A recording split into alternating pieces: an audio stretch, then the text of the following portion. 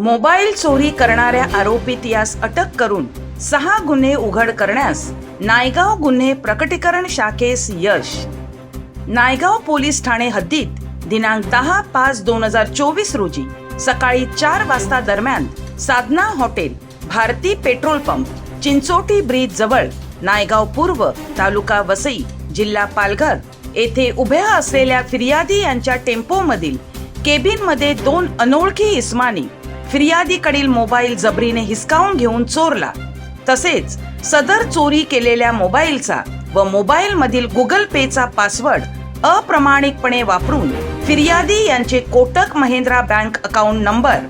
8646271035 मधील रकमेपैकी दिनांक 11/5/2024 रोजी 5,000 रुपये, दिनांक 12/5/2024 रोजी 25,000 रुपये, 50,000